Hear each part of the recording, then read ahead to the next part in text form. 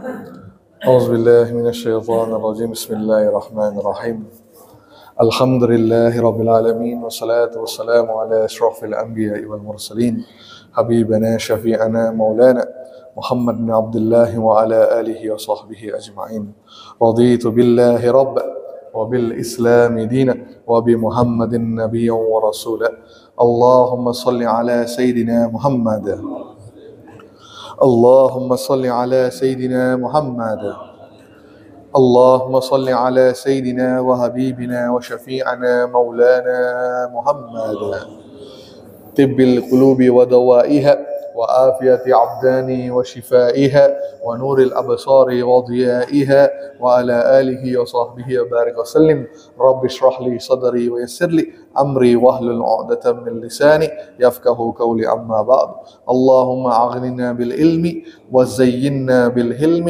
وأكرمنا بالتقوى وجملنا بالعافية. Ya Allah, kayakanlah kami dengan ilmu, hiasilah kami dengan kelembutan, muliakanlah kami dengan takwa, dan perbaguskanlah kami dengan sehat wal afiat. Amin ya arhamar rahimin. Assalamualaikum warahmatullahi wabarakatuh. Apa kabar jemaah masjid? Sehat semuanya? Bagaimana dengan Ramadan? Hari ke berapa dah?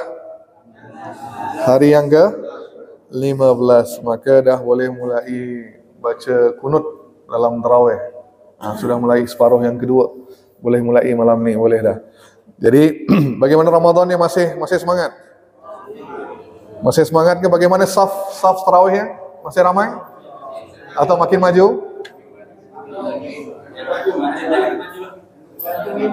Tergantung imamnya. Oh, ada juga pilih imam ni. Oh, bergantung imamnya. Jadi kalau imam baca panjang, sepi. Kalau imam yang cepat, oh ramai. Masya Allah, luar biasa. Sedang-sedang sahaja. Baik. Mudah-mudahan Allah berikan kita keistiqomahan sampai akhir Ramadan. Dan mudah-mudahan Allah pilih kita semua untuk berjumpa dengan malam Al-Qadar. Amin ya arhamar rahimin. Baik, kita lanjutkan pengajian tentang akhir zaman. Minggu yang kemarin kita dah bahaskan tentang Imam Al-Mahdi. Imam Al-Mahdi. Dan minggu ini seperti yang saya janjikan, kita akan bahas tentang Malhamatul Kubra. Perang yang terbesar dalam sejarah manusia. Perang yang terbesar, yakni Malhamatul Kubra. Dan saya janjikan juga, insyaAllah kita akan ada waktu nanti kita sempatkan untuk belajar tentang apa tadi? Solat ketika, yakni solat yang disebut solat khauf. Solat khauf. Baik. Terus ada yang nanya dengan saya, ada yang WA. Dia kata, Ustaz, kenapa Ustaz dalam WA itu tidak masukkan kemunculan Mahdi dengan terjadinya dua gerhana? Kan? Kalau anda baca ringkasan yang saya berikan, yang Pak Asif kirim tu, anda akan lihat tanda-tanda sebelum menjelang kemunculan Al-Mahdi. Saya sebutkan banyak, muncul bintang berekor, penenggelaman, tapi saya tak sebutkan satu, apa dia? Tentang terjadinya dua gerhana, yang mana itu petanda kemunculan Al-Mahdi. Baik, bila saya cek hadis itu, saya pun tanya dengan ulama-ulama yang lain, hadis itu sangat-sangat lemah. Sangat-sangat lemah, yakni tanda kemunculan Al-Mahdi diawali dengan kedatangan dua gerhana. Gerhana pada awal Ramadan dan gerhana pada pertengahan Ramadan. Kalau anda nak tahu, bulan ini ada dua gerhana, betul? Gerhana bulan pertengahan 24-25 Maret, dan juga gerhana matahari pada 8 April, tak salah saya. Nah, masih dalam bulan Ramadan. Jadi tak lama lagi lah muncul Al-Mahdi, betul? Dah siap belum? Nah, kalau kita berdasarkan hadis itu, maka Al-Mahdi akan muncul tidak lama lagi. Tapi kesimpulan yang saya dapat, hadis itu hadis maudhu. Bukan lemah, maudhu, palsu. Jadi kita tidak dapat bersandarkan dengan terjadinya dua gerhana. Maka anda abaikan sahaja hadis tersebut. Boleh? Baik, yang pasti tadi penenggelaman. Bila terjadinya penenggelaman di Madinah, itu pasti Mahdi sudah muncul. Bila mana penenggelaman di luar kota Madinah, manusia dimasukkan ke dalam bumi selama 300 orang lebih, kan, akan dimasukkan ke dalam bumi, itu dah tanda pasti Mahdi sudah keluar. Fahim dong? Fahim dong? Baik, seperti yang kita belajar kemarin, Al-Mahdi akan muncul dan akan menyatu padukan seluruh umat Islam. Dan tentera Al-Mahdi adalah rata-rata akan muncul daripada timur, dari timur, membawa panji-panji hitam, membawa bendera hitam. Jadi daripada timur kita boleh kata Afghanistan, Turkmenistan, semua stan tu.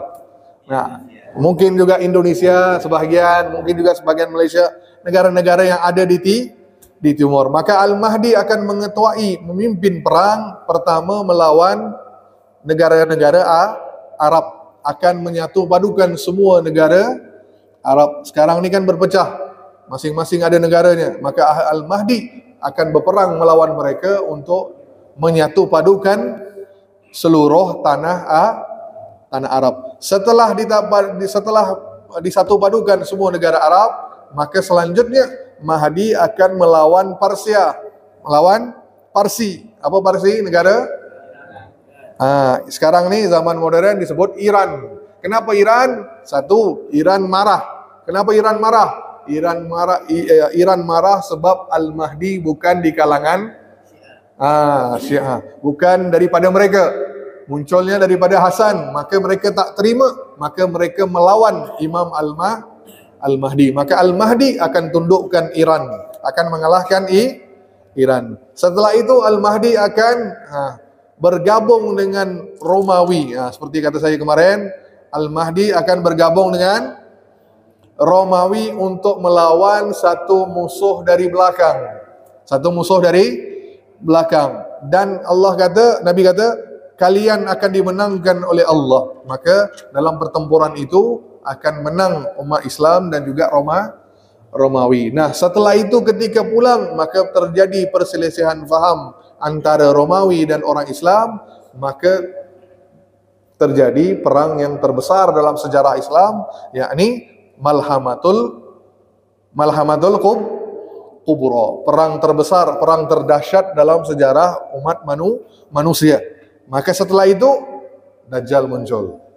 Nah, ini susunan ataupun ini kronologi ini nanti rentetan yang akan peristiwa yang akan terjadi. Fahim dong? Fahim dong? Baik. Sebelum kita pergi kepada Malhamatul Kubra, dua perang yang pernah umat Islam kalah dalam sejarah. Apa perang? Yang dipimpin oleh Nabi langsung. Dua perang. Perang Uhud dan juga perang, siapa yang tahu? Yang tahu semuanya perang Uhud, betul. Satu lagi perang Hunain. Perang Hunain. Nah, dua perang ini umat Islam kalah. Perang Uhud kita tahu kenapa umat Islam kalah. Pada perang yang pertama, perang Badar, perang pertama umat Islam dimenangkan oleh Allah dengan turunnya malaikat dengan bilangannya 1000 lawan 300. 1000 lawan 300. 1000 kaum musyrikin lawan 300 orang Islam. Logik apa tidak kalau Islam menang? Tidak logik, tapi ini pertolongan dari Allah yang sedikit mengalahkan yang besar. Maka Allah berikan kemenangan yang pertama kepada umat Islam dalam perang Badar. Disusuli dengan perang Uhud. Ketika perang Uhud umat Islam kalah. Kenapa kalah? Apa sebabnya? Betul, satu jawaban yang paling tepat. Bukan sombong, bukan apa? Tidak mematuhi perintah Nabi, melanggar arahan Rasulullah sallallahu alaihi wasallam. Rasulullah berpesan, memerintahkan kepada para pasukan pemanah, jangan turun dari bukit ini walau apapun terjadi. Menang ke kalah ke, anda tetap di atas. Maka bila mana pada awalnya mereka melihat orang musyrikin Mekah lari bertembiaran, maka mereka ingat sudah menang. Maka pasukan pemanah ini turun. Bila turun, maka peluang terbesar.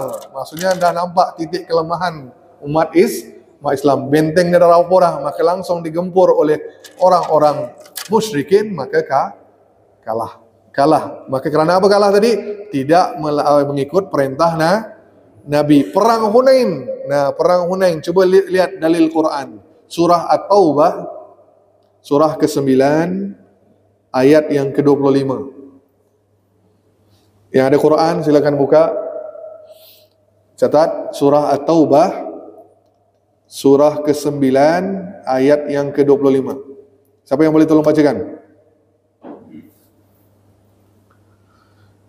Yang ada Quran Android silakan. Ada Quran buka baca dari ayatnya. At-Taubah ayat 25. Jumpa bang? Okey, 25. Laqad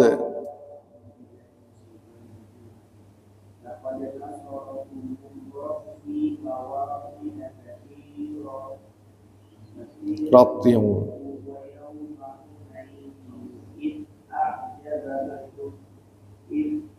jabatkum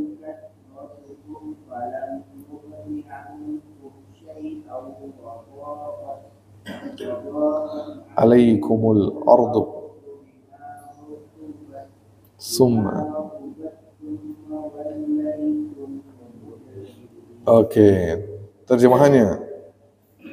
Sungguh Allah telah menolong kamu di banyak medan perang, dan ingatlah perang Hunain ketika jumlahmu yang besar itu membanggakan kamu, tetapi jumlah yang banyak itu sama sekali tidak berguna bagimu, dan bumi yang luas itu terasa sempit bagimu. Kemudian kamu berbalik ke belakang dan lari ke belakang. Baik, kalau dalam perang Uhud umat Islam kalah kerana tidak mematuhi perintah Nabi. Dalam perang Hunain kenapa kalah? Kerana umat Islam sombong. Sombong, riak dengan bala tenteranya yang ramai. 3 kali lipat daripada tentera musuh. Maksudnya umat Islam lebih ramai dan kaum musyrikin sedikit, maka mereka berbangga. Maka Allah kata dalam ayat ini, jumlah yang besar membanggakan kalian, maka kerana dengan kebanggaan itu kamu kalah dalam pusingan yang pertama, perang yang pertama pada awalnya. Terus mereka pun kembali lagi beristighfar, kembali lagi luruskan niat, maka baru Allah berikan kemenangan. Baik, kenapa saya bawakan 2 perang ini di sini? Apa kesimpulannya? Kalah menang dalam perang bukan ditentukan dengan kuantiti. Betul? Bukan ditentukan dengan jumlah. Ya, yang ditentukan adalah quality. Apa quality? Kualitas, yakni iman seseorang. Faham tak? Makanya kenapa umat Islam tak dapat mengalahkan Israel sampai sekarang? Sebab adakah kerana kita kalah dengan jumlah? Bukan. Jumlah umat Islam ramai, seperti yang saya sebut tadi, 2 miliar seluruh dunia melawan 20 juta penduduk Israel.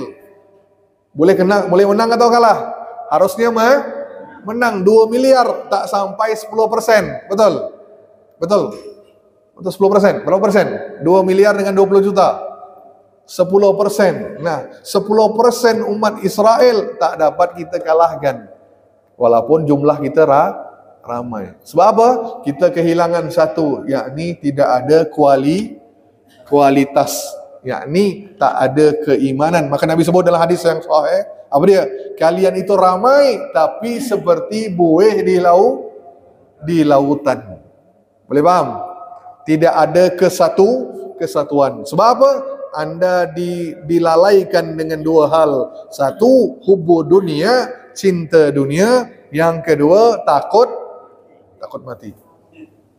2, maka jelas, maka kita tak menang sampai sekarang. Tapi tentera Al-Mahdi tidak begitu. Mereka akan muncul dengan kualitas ataupun kuantiti.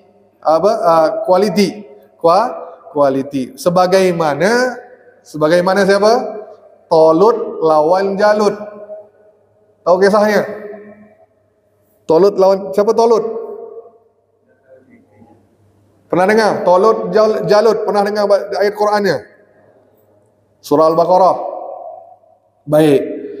Kan kita tahu selama Nabi Musa masih hidup, Bani Israel tidak dapat masuk ke Palestina sampai Nabi Musa wafat. Setelah itu muncul nabi-nabi lain yang mempersiapkan. Kita tahu kan kenapa mereka tak dapat masuk? Sebab mereka kurang ajar dengan Allah, betul. Ketika Nabi Musa perintahkan untuk jihad, mereka tidak mau jihad. Boleh paham? Sampai mereka kata, kau pergi dengan Tuhan kau perang, kami tunggu di sini. Sebab musuh sangat kuat, kata Bani Israel orang Yahudi. Maka setelah itu Nabi Musa wafat tanpa memasuki kota Palestina. Baik, setelah itu muncul nabi-nabi yang lain mempersatupadukan Bani Israel untuk berperang. Yang pertama dicuba dilakukan oleh Nabi Yusha bin Nun. Nabi Yusha, ingat nama ni? Nabi Yusha bin Nun. Nama ini tidak terdapat dalam daftar 25 nabi, tapi dia salah seorang nabi di kalangan Bani Israel. Nabi Yusha. Siapa Nabi Yusha? Nak beri jelas, yang bersama dengan Nabi Musa ketika berjumpa dengan Khidir. Masih ingat? Cerita Nabi Musa bertemu Khidir. Tahu kan? Di tempat pertemuan dua lautan, kata Allah kan. Nah, tukang yang bawa ikan tu, pembantu Nabi Musa, itulah Nabi Yusha bin Nun. Boleh faham? Pengikut ataupun murid Nabi Musa. Baik, setelah itu ketika dipimpin oleh Nabi Yusha, maka Nabi Yusha menyatu padukan Bani Israel. Kalau kamu nak dapatkan Palestin, harus berperang. Kalau kamu berperang kerana Allah, pasti Allah akan berikan kemenangan. Dan Nabi Yusha berikan 3 syarat. Nah, yang nak ikut perang ramai laki-laki ni. Tapi Nabi kata, Nabi Yusha, 3 laki ini jangan ikut. Siapa 3 laki ini? 3 golongan laki ini jangan ikut. Yang pertama yang baru menikah. Yang baru menikah. Nanti kita lihat kenapa Nabi Yusha kata larang laki-laki yang baru nikah jangan ikut perang. Yang kedua, laki-laki yang punya yang belum ada rumah. Yang belum rumah ataupun sedang membangun rumah, jangan ikut. Yang belum ada rumah, sedang bangun rumah, jangan ikut perang. Dan yang ketiga, Nabi Yusha kata, siapa-siapa yang mempunyai ternakan dan ternakannya sedang hamil, jangan ikut perang. Baik, apa kaitan tiga-tiga ni? Yang nikah jangan ikut, yang baru nikah, bukan yang dah nikah, yang baru nikah jangan ikut. Terus yang belum bangun rumah atau sedang bangun rumah jangan ikut. Yang ketiga, ternakannya istri hamil pula. Ternakan, binatang ternakannya, sapinya ke kambingnya tengah hamil, jangan ikut perang. Kenapa? Hamil ke bunting apa? Sapi hamil lah. Nah, mana-mana lah kalimat bunting. Baik. Apa kaitan tiganya? Tiga-tiga berkaitan dengan urusan dunia. Boleh faham? Maka Nabi Yusha menyaring tenteranya yang betul-betul fokus untuk perang sahaja yang ikut. Kenapa Nabi Yusha kata jangan yang baru nikah ikut? Sebab nanti kalau dia ikut perang, dia akan terkenang bukan janda, ingat istri, belum lagi sebulan nikah dah suruh perang kan? Maka fokusnya kepada istri. Nah, tak sempat bulan madu lah, apalah fikiran, maka pasti tidak akan fokus dalam peperangan. Yang pertama. Yang kedua, yang sedang bangun rumah, yang belum ada rumah, jangan ikut. Kenapa? Sebab nanti pun dia fikiran, apa ahli keluarga aku nanti kalau hujan macam manalah mereka nak berteduh. Fikirannya tentang ahli keluarga yang ditinggalkan. Maka yang kedua jangan ikut. Terus yang hamil, yang bunting, binatang yang bunting. Binatang ternak yang bunting jangan ikut. Kenapa? Ialah fikiran. Ni sapi aku dah kelahiran belum? Kan fokusnya dah mati ke apa anak kambingku ni? Maka fikirannya tidak fokus. Maka 3 ini diletakkan syarat supaya jangan ikut perang. Baik, setelah itu kan kita tahu ceritanya kan, Yusha bin Nun sempat masuk ke dalam awal bahagian depan sahaja Baitul Muqaddis, terus setelah itu diusir keluar juga. Ya, diusir juga. Maka setelah itu, setelah beberapa abad, beberapa generasi, baru muncul seorang raja yang disebut Talut. Talut. Nah, coba buka surah Al-Baqarah ayat 249. Nah, Talut pun sama, meletakkan syarat. Sama juga, Talut Bani Israel nak melawan Jalut. Jalut ni siapa? Yang berada di Palestin. Orang-orang yang musyrik yang berada di Palestina. Nak usir ni, Jalut ni badan besar, macam raksasa lah. Nak kalahkannya susah. Tapi Talut kena cari tentera yang kualitas. Maka apa syaratnya? Cuba baca terjemahannya bang, panjang ayatnya, langsung terjemahan. Surah Al-Baqarah 249. Yes, David and Goliath, betul, orang Nasrani sebut. Baik, di sini Al-Quran sebut Talut. Bukan Talut, pakai to. Bukan to.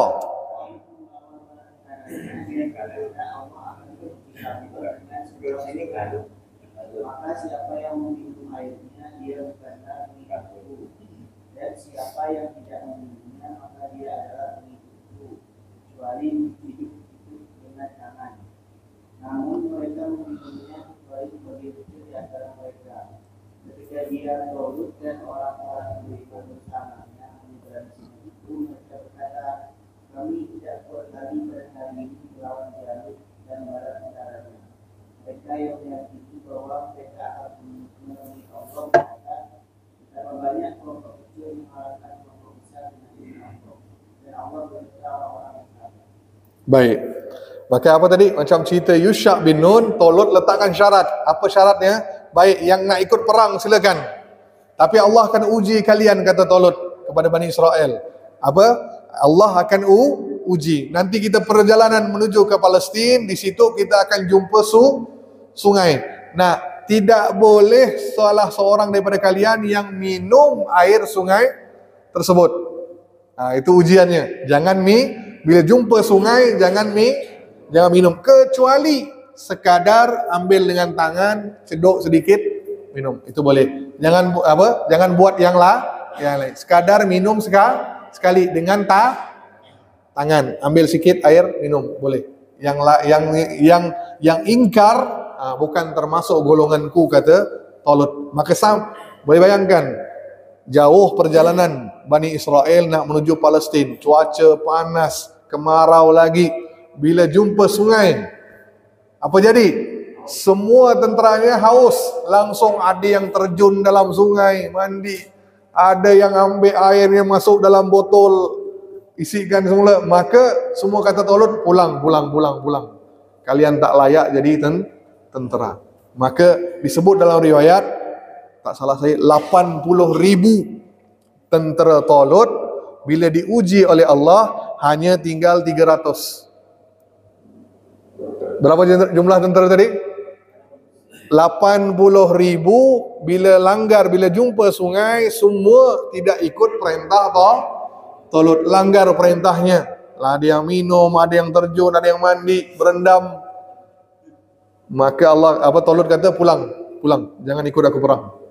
Maka sisa tinggal 300. Nah, 300 itu jumpa Jalut. Nah, bila sampai jumpa Jalut, Jalut ni ada banyak pasukannya, besar. Maka dia lihat 300, ketawa lah dia, betul. Ni aku ada 100,000 lawan 300. Tapi jangan lupa, dalam 300 itu Talut ada seorang pemuda yang disebut namanya Daud. Daud yang kemudian menjadi Nabi Daud alaihi salam. Nah, Nabi Daud yang mengalahkan Jalut dengan sekali pukul.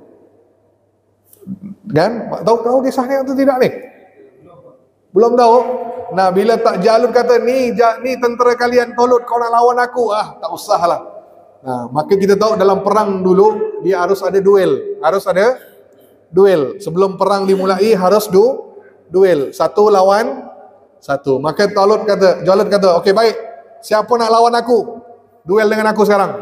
Tentera Talut, siapa yang kalangan kalian? Pemuda yang paling kuat, ayo maju. Maka Jalut berikan tawaran begitu. Maka Talut tanya dengan tenteranya, siapa kalian nak lawan Jalut? Maka semua nunduk. Nah, di dalam 300 pasukan itu ada seorang anak kecil, baru remaja. Daud alaihissalam angkat tangan. Talut, saya akan pergi lawan Jalut. Maka kata Talut, dek, kau ni masih kecil. Masih kecil nih, tak apalah, kau tolong hal yang lain. Jangan lawan Jalut. Jalut ni kuat. Maka Talut nanya lagi pasukannya, siapa nak lawan Jalut? Tak ada yang angkat tangan kecuali Daud. Daud angkat nih, aku. Aduh. Langsung kata Talut, dahlah, takdir kau tak dapat aku tolong dia. Kau sangat nak melawan Jalut. Baiklah, dipersilakan oleh Talut. Maka Jalut melihat Daud baru anak kecil. Ketawalah Jalut, kan? Ni nak kalahkan aku? Tak mungkin, kata Jalut. Maka Nabi Daud ambil satu batu,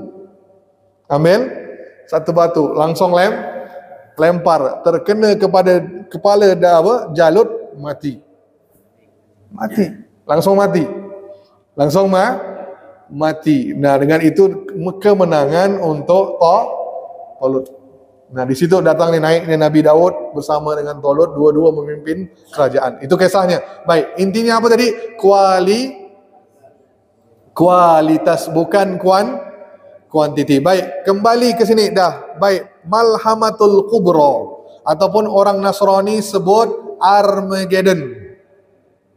Okey, ataupun Armageddon ni kalimat dari mana? Perkataan bahasa Ibrani. Harmegiddo. Bukit Megiddo. Jadi di Israel tu ada satu bukit namanya Megiddo. Nah, di situ kepercayaan orang Yahudi, perang terbesar akan terjadi di bukit itu. Kan? Jadi merujuk kepada suatu lembah daratan yang disebut Megiddo. Kan? Di situ banyak pertempuran yang pernah berlaku. Jadi kepercayaan orang-orang Yahudi. Tapi untuk orang Islam, kita meyakini hadis tentang Malhamatul Kubra, yakni perang yang terbesar yang akan terjadi di akhir zaman. Baik. Kembali ke sini. Okey, baik. Dah kaji dah siapa Romawi yang dimaksudkan oleh Nabi dan siapa musuh dari belakang yang ana suruh antum kaji kemarin. Udah belum? Udah ke belum? Baik, teori banyak ustaz mengatakan Romawi yang Nabi maksudkan dalam Al-Quran adalah Amerika, Perancis, Jerman.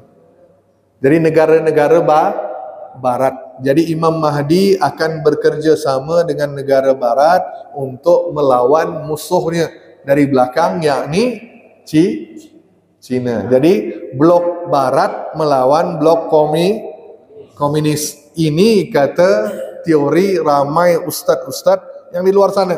Tapi kalau saya berbeda dengan pandangan daripada mereka, sebab saya kata Rom yang dimaksudkan itu bukan Amerika Syarikat. Sebab Romawi itu ada dua. Kan? Romawi Timur dan Romawi Barat. Ataupun Byzantine Timur, Byzantine Barat. Nah, yang Nabi maksudkan Byzantine mana nih? Apa Romawi Timur ke Romawi Barat? Nah, nak tahu jawapannya harus rujuk Al-Quran. Surah Ar-Rum ayat 1 sampai ayat 4. Ayat 5. Nah. Ar-Rum. Alif Lam Mim gulibatir Rum. Kan? Baik. Nah, waktu zaman Nabi, ayat ni turun bila? Ketika di zaman Nabi masih hidup, ada dua kuasa besar yang menjajah dunia. sebelah timurnya Parsi, sebelah baratnya Romawi, Rom. Nah, dua kerajaan besar. Maka waktu itu terjadilah perang antara Romawi dan juga Parsi zaman Nabi ini. Maka Parsi mengalahkan Romawi. Maka langsung gembira orang-orang musyrik. Orang-orang musyrik Mekah gembira. Kenapa gembira? Sebab Parsi sama lebih kurang akidah dengan orang musyrik. Menyembah apa? Orang Parsi agama Majusi, menyembah api. Jadi kata, "Hei Muhammad, tengok, Parsi kalahkan Romawi." Kan? Makanya turun ayat ini, apa kata Allah? Alif lam mim gulibatir Rum, bangsa Romawi telah dikalahkan. Terus ayat ketiga, ini negeri terdekat dan mereka setelah kekalahan itu akan menang, kata Allah. Fi bid'i sinin, maksudnya akan menang dalam beberapa tahun lagi, kata Allah. Maka turun ayat ni, maka langsung Nabi kata apa? Ya, Romawi kalah, tapi dalam beberapa tahun lagi kalian lihat Romawi akan mengalahkan Parsi.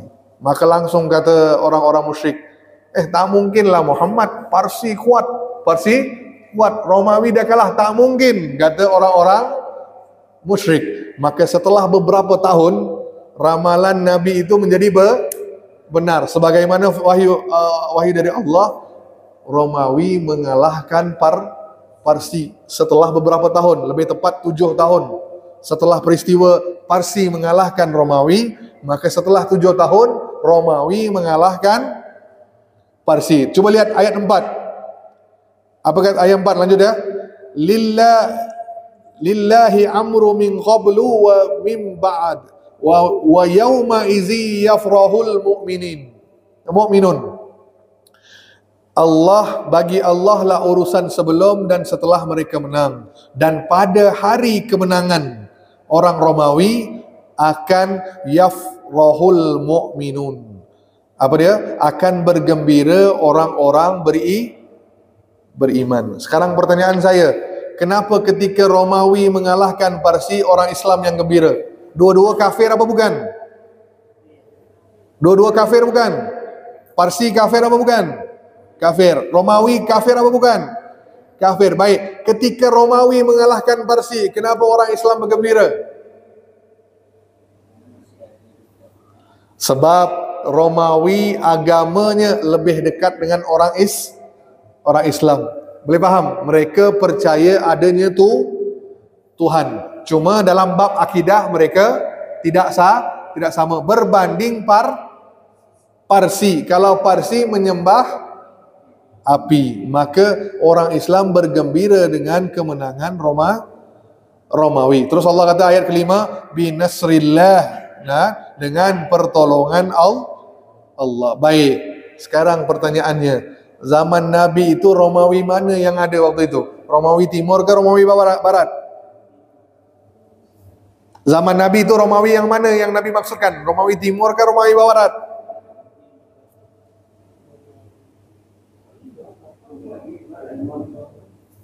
Romawi Timur ke Romawi Barat? Baik, yang satu zaman Nabi, Romawi yang dimaksudkan itu adalah Romawi Timur, yang pusatnya Konstantinopel. Oke, Konstantinopel itu mana? Istanbul sekarang, Turki, Konstantinopel. Baik, bila kita lihat sejarah Romawi Timur, negara mana? Bukan Amerika, tapi Rusia. Sekarang Romawi yang Nabi maksudkan itu mungkin bukan Amerika, tapi Rusia. Kenapa Rusia? Sebab Rusia lah Romawi Timur waktu zaman dulu. Boleh faham? Fahim dong. Jadi federasi Rusia itu adalah pewaris bangsa Rom di akhir zaman. Mungkin. Jadi sekarang dah terbalik kan? Umat Islam bergabung dengan Rusia melawan musuh dari belakang. Coba lihat peta dunia sekarang. Islam bergabung dengan Rusia lawan musuh dari belakang. Mana Cina? Belakang. Eropah lah, Amerika dan Eropah. Mungkin ini satu teori. Jadi Islam bergabung dengan Rusia melawan Amerika dan Eropah. Allah berikan kemenangan. Menang. Bila balik, ketika pulang, maka terjadi selisihan faham. Apa perselisihan faham? Kata orang Romawi, apa katanya? Umat Islam ni ikut-ikut je. Boleh faham? Umat Islam ni ikut-ikutan. Sebenarnya kita yang memenangkan peperangan ini. Tak perlu orang Islam. Maka mereka tidak mau memberi ganimah, harta rampasan perang. Maka terjadilah perang yang terbesar waktu itu, disebut Malhamatul Kubra. Perang yang terbesar. Nah, waktu itu tentera Romawi, kata Nabi, akan bawa 80 bendera. Akan bawa berapa?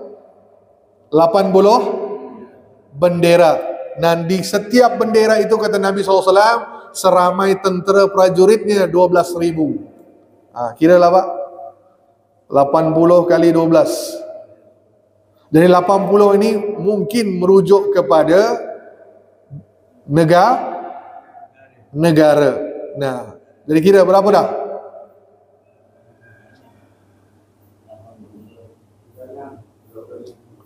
80 kali 12.000. Jadi kata Nabi, Romawi mengumpulkan tenteranya 80 al-gayah. Gayah tu bendera. Jadi bendera ni kita boleh ertikan mungkin negara. Tidak logik. Memang negara barat ada lebih 80 negara Kristian, agama Nasrani. Baik. Setiap bendera itu ada 12.000 prajurit. Total berapa? 960.000 tentera kekuatan Romawi melawan tentera Al-Mahdi. Dan sebut Romawi akan datang ke Suria, dekat dengan Syam, akan turun berkumpul di dua negeri, dua tempat, dua kota, kata Nabi, A'maq dan Dabik. A'maq dan Dabik. Dua kota ni di mana? Sekarang ada di Turki. Jadi perang ni berapa lama Pak Ustaz? Perang ni tak lama, hanya 4 hari. 4 hari. Dalam 4 hari ini jutaan orang mati. Sampai kan Nabi sebut burung yang terbang melewati medan perang tu, burung itu sampai akan mati sebab banyak korban, sampai tak dapat suasananya sangat-sangat sampai burung tu boleh tak berani nak terbang ke arah tu, saking banyaknya yang mati. Fahim dom. Dan yang di sini poinnya. Dan Nabi sebut senjata kalian pada waktu Malhamatul Kubra adalah pedang, panah dan menunggangi kuda.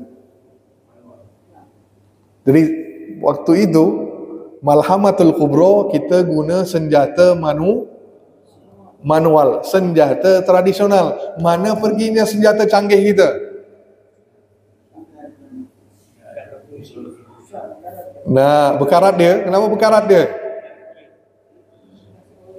Baik, ada dua pendapat. Yang pertama pendapat mengatakan terjadi perang dunia ketiga yang mungkin menggunakan teknologi bom nuklir. Baik, Rusia ada nuklir apa tidak? Amerika ada nuklir apa tidak? Ada. India ada nuklir apa tidak? Pakistan ada apa tidak? Terus Iran ada apa tidak? Indonesia ada apa tidak? Meriam buluh adalah kali. Meriam yang pakai dialun ke puas tu adalah kali kan. Dan Indonesia tak ada, Malaysia tak ada, maka kuasa-kuasa besar ni ada bom nuklir. Dan mungkin mereka nanti dalam perang dunia ketiga akan gunakan bom nuklir. Dan kita tahu bom nuklir kekuatannya jauh lebih dahsyat daripada bom atom yang digunakan pada perang dunia kedua untuk jatuhkan Jepang. Betul? Mereka bom di Nagasaki, Hiroshima itu dengan bom atom, kekuatan yang hancurkan seluruh kota itu lebih 100 kali lipat kekuatan nuklir, jauh lebih dahsyat. Belum.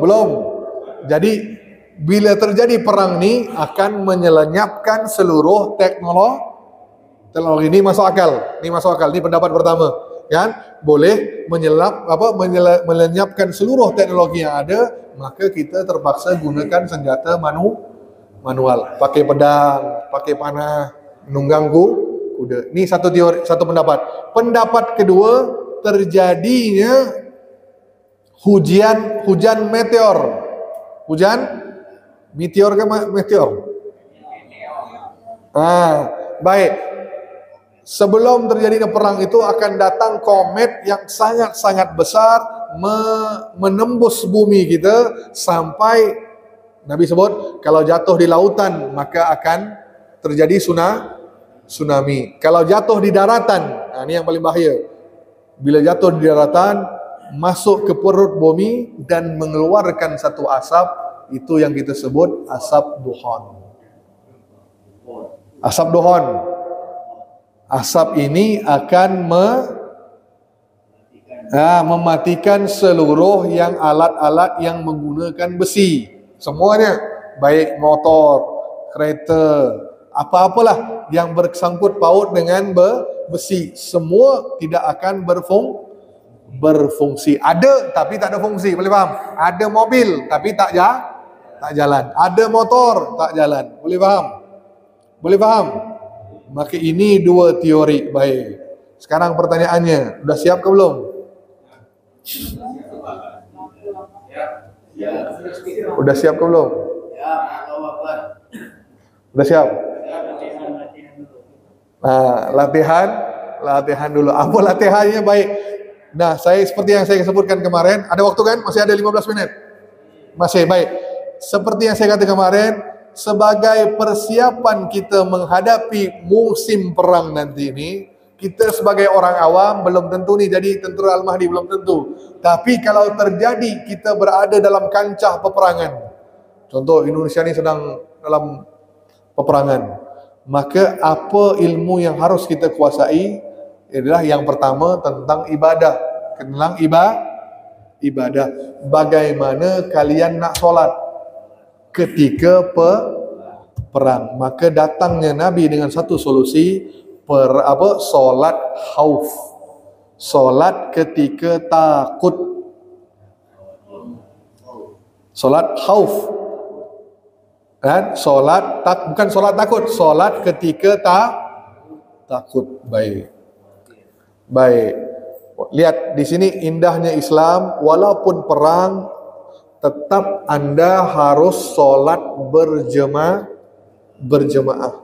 Lihat nih, walaupun perang, Nabi kata tetap kalian solat berjemaah. Tapi cara solat berjemaah ketika perang sudah lain, tak sama dengan solat biasa. Tetap ada solat zuhur, tetap ada solat asar, tetap ada solat maghrib, isya. Tapi cara kita lakukan ketika terjadi perang maka lain. Boleh faham? Maka solat khauf ni dikerjakan bila? Ketika kita berperang melawan orang kafir, ataupun ketika ada orang nak bunuh orang Islam, ataupun ada orang yang cuba merampas harta orang Islam, ataupun anda lari daripada binatang buas. Itu pun solat ketika takut. Boleh faham?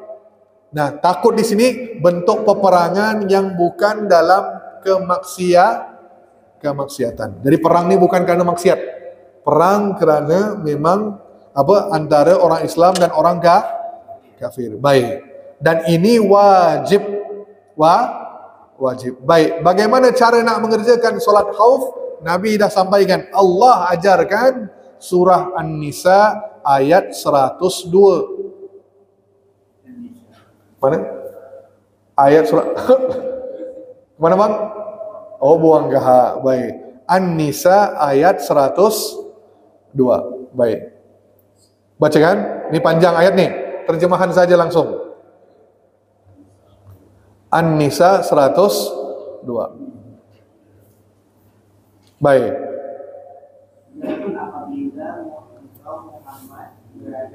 tengah-tengah mereka sahabat menaruh dan melaksanakan sholat bersama-sama mereka, maka hendaklah segolongan dari mereka berdiri sholat besertamu dan menyanam senjata mereka. Oke. Kemudian apabila mereka yang sholat besertamu sujud dalam menggunakan 1 rakaat, maka hendaklah mereka pindah dari belakangmu untuk menghadapi musuh, dan hendaklah datang golongan yang lain yang belum sholat, lalu mereka sholat denganmu, dan hendaklah mereka bersiap siaga dan menyandang senjata mereka.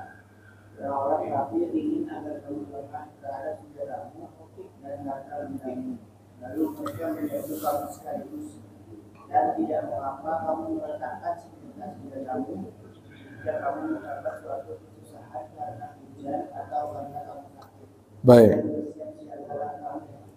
Allah telah menyediakan azab yang menghinakan bagi orang-orang kafir. Oke, baik. Ini tata cara solat khauf.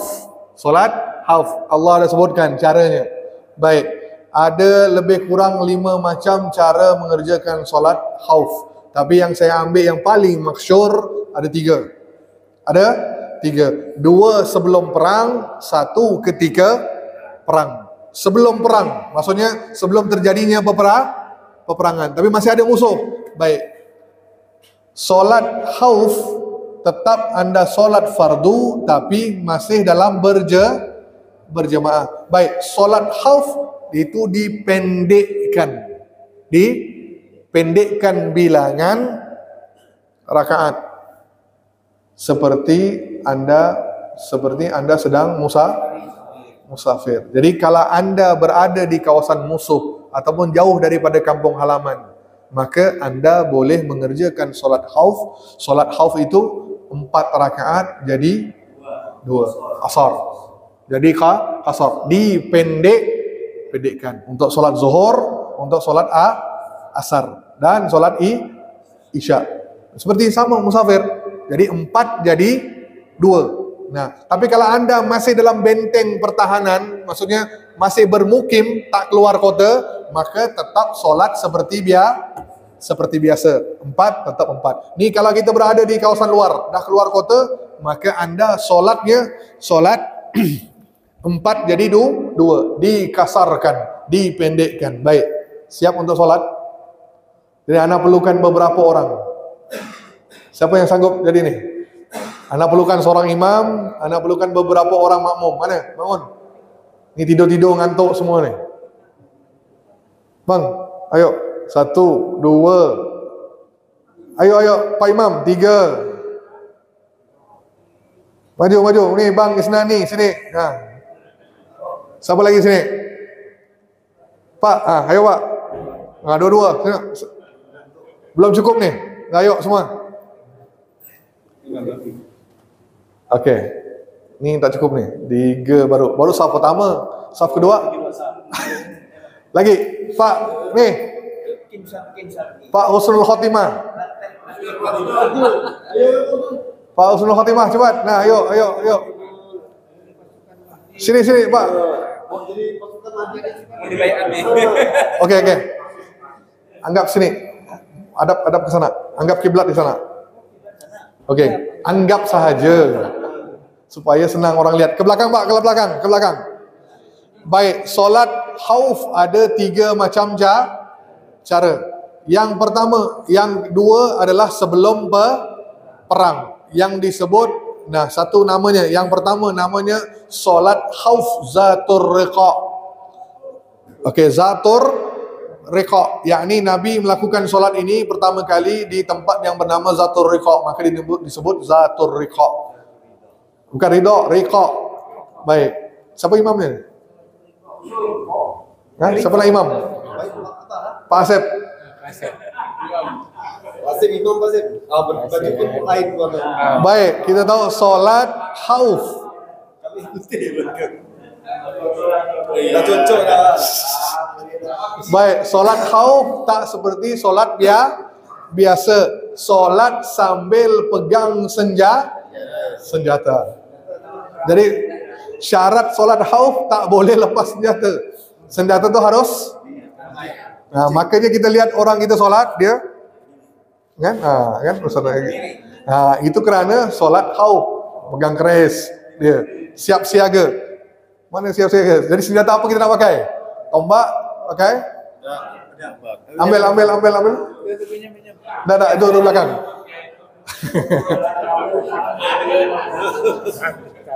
Hati-hati kena kaki. Okey. Sip. Okey.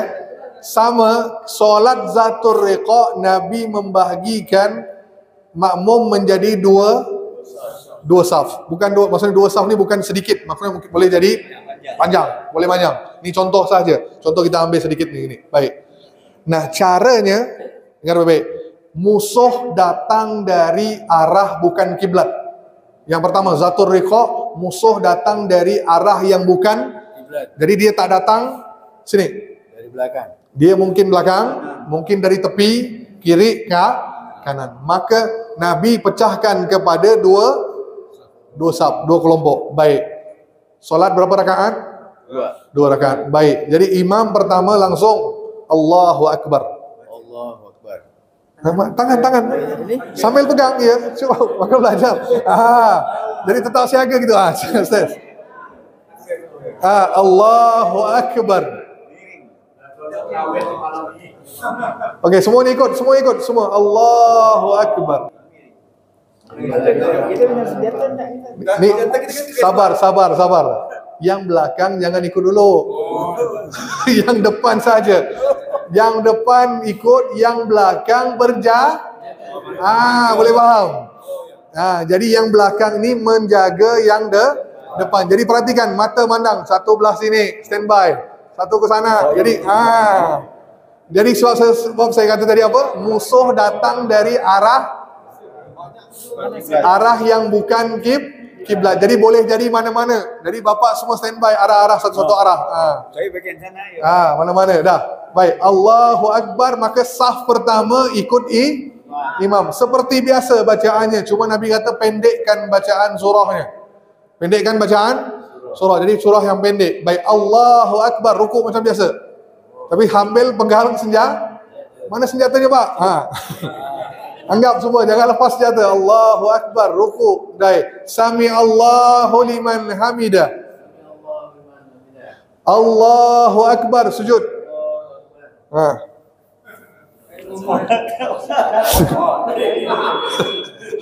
Allahu Akbar, duduk di antara dua. Okey. Terus Allahu Akbar. Okey. Baik. Bila imam naik ke rakaat kedua, baik, terus naik. Allahu Akbar, rakaat kedua. Makmum tunggu dulu, makmum. Imam dulu, ikut imam. Ikut imam. Nah, Allahu Akbar. Jadi imam dah naik rakaat kedua, makmum naik, baru naik kedua. Baik, bila dah tiba rakaat kedua, imam berhenti. Maksudnya masih menunggu. Rakaat pertama selesaikan rakaat kedua, ikut sesuai anda sendiri. Langsung solat sendiri. Yang pertama ni, solat selesaikan rakaat kedua tanpa menunggu imam. Tapi imam tetap standby. Cepat selesaikan rakaat kedua masing-masing. Jadi tak perlu nunggu imam. Imam stay. Imam tetap dalam rakaat kedua posisinya. Jadi saf pertama selesaikan rakaat kedua dengan ikut masing-masing. Sampai salam. Dah terus langsung. Assalamualaikum warahmatullahi. Assalamualaikum warahmatullahi. Okey, langsung saf pertama ni bangun. Okey, pindah posisi. Jadi yang pertama pergi ke belakang, yang kedua tadi yang berjaga maju. Sekarang pertanyaan saya, imam rakaat keberapa sekarang? Dua. Yang ini rakaat keberapa? Baru satu. Dah. Jaga kamera. Ni jaga. Dah. Tak perlu lah pegang senjata. Mana senjata dia? Dah. Jadi saf pertama dah selesai solat. Jadi mereka mengawal sekarang yang nombor dua. Yang kedua ni Langsung angkat takbir. Allahu Akbar. Jadi kuatkan suara Allahu Akbar. Jadi imam tahu dah. Okey, dah ganti posisi. Okey, lanjut seperti biasa. Allahu Akbar, rukuk. Sami Allahu liman. Okey, terus sujud. Okey, sujud. Ni jaga. Aku lihat sini jaga sangat. Jaga. Okey, terus sujud kedua. Okey. Sekarang imam duduk langsung tahiyat. Baik. Tunggu dulu. Okey, duduk tahiyat imam. Imam duduk tahiyat. Allahu Akbar. Ni dah selesai solat belum? Belum. Maka langsung bangun, anda selesaikan rakaat kedua sementara imam menunggu. Terus.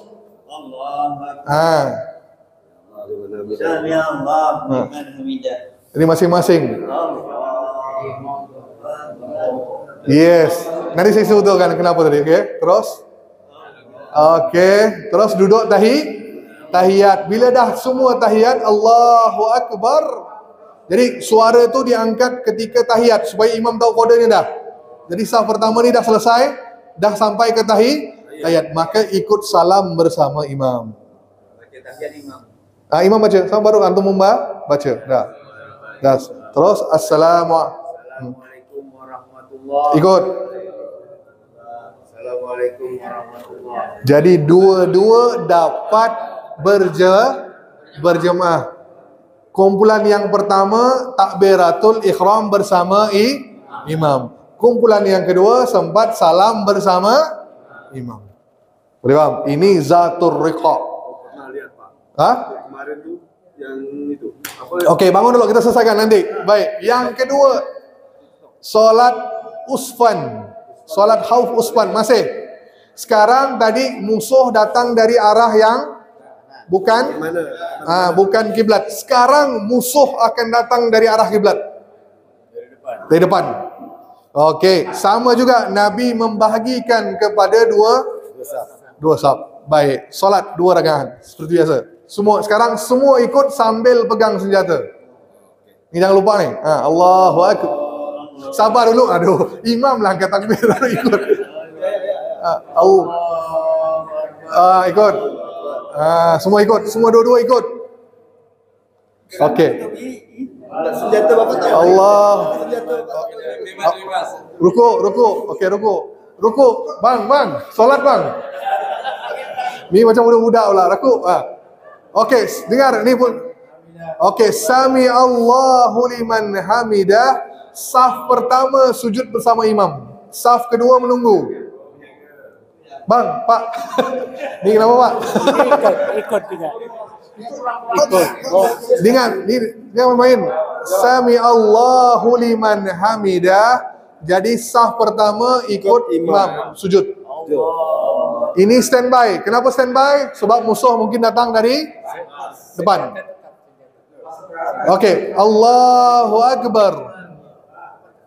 Terus Allahu Akbar. Okey, langsung naik rakaat kedua. Allahu Akbar. Okey, stop. Okey, stop. Maka yang ini langsung sujud. Apa pula ruku lagi? Sujud. Belum sujud kan? Sujud langsung. Rakaat. Jadi pasukan kedua ni langsung sujud. Allahu Akbar. Terus Allahu Akbar. Okey, naik ke rakaat kedua. Allahu Akbar. Bila naik ke rakaat kedua, pasukan kedua ini langsung tukar posisi. Ke depan, mundur ke belakang. Sampai dalam solat. Dalam solat, cara dalam solat. Okey. Langsung tukar. Ke depan sikit Pak, lari daripada masa sana. Okey, terus. Solat. Lanjut. Yang kedua. Rakaat kedua. Allahu Akbar. Okey, ikut. Semua ikut. Tetap solat, ikut. Okey, sekarang yang pertama kumpulannya sujud dengan imam. Allah. Okey, ini standby. Macam tadi, standby. Tapi kalau dia maju, kita tembaklah langsung. Allah. Okey, Allahu Akbar. Okey, langsung duduk tahiyat. Okey, bila duduk tahiyat, saf pertama dan imam tidak selesai, dia menunggu. Menunggu siapa? Yang belakang langsung apa pula sujud, ruku, sujud langsung sujud. Kan belum apa? Sujud. Kan dah ruku tadi. Allahu akbar. Sujud lagi. Allahu akbar, duduk tahiyat. Okey. Jadi belakang tu nak tahu beri kode kepada imam bahawa anda selesai. Allahu akbar. Dia tahu dah imam. Okey, saf belakang dah selesai. Baru Assalamualaikum warahmatullahi. Okey. Assalamualaikum warahmatullahi. Ikut. Okey. Ya dah. Ni cara khauf yang kedua. Dan yang ketiga ni, ketika perang. Bangun. Baik, ketika perang tidak ada lagi dah Gerakan. seperti solat, masing-masing ikut kemampuannya. Yang pegang senjata sambil dia nembak, sambil berjalan, sambil duduk, sambil yang terbaring. Jadi masing-masing posisinya. Ni sambil baring. Jadi solat ya Allahu Akbar. Ni sambil tengah gini. Ni mungkin sambil berdiri main pedang. Imam masing-masing. Tidak ada lagi imam dah. Maksudnya dalam kancah peperangan. Sambil melawan musuh, sambil itu solat. Maksudnya tak perlu sambil gini, contoh begini. Anda pegang ni tombak. Jadi sambil menahan Allahu Akbar. Jadi dah tahu dalam fikiran kita, tengah solat, kan? Terus rukuk sedikit. Macam orang sakit, kan? Cukup gerakkan kepala. Yang mampu gerakkan kepala. Tak mampu juga nih. Isyarat mata. Allahu Akbar. Sambil melawan. Sambil melawan. Yang tengah machine gun. Sniper. Nah, begitu solatnya. Solat ketika perang. Baik, dah. Ada pertanyaan?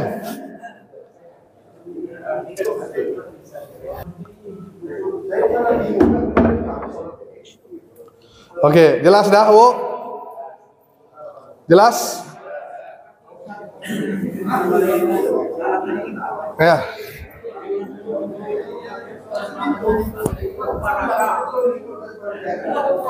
Tak ada mubarakah. Ni sama ikut ni cara solat ketika perang. Untuk apa mubarakah?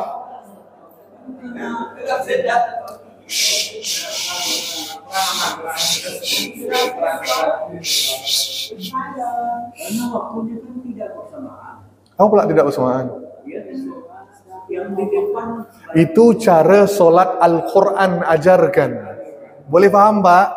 Kalau mufarakah, solat sendiri. Buat apa solat itu sendiri? Allah perintahkan kita solat berjemaah.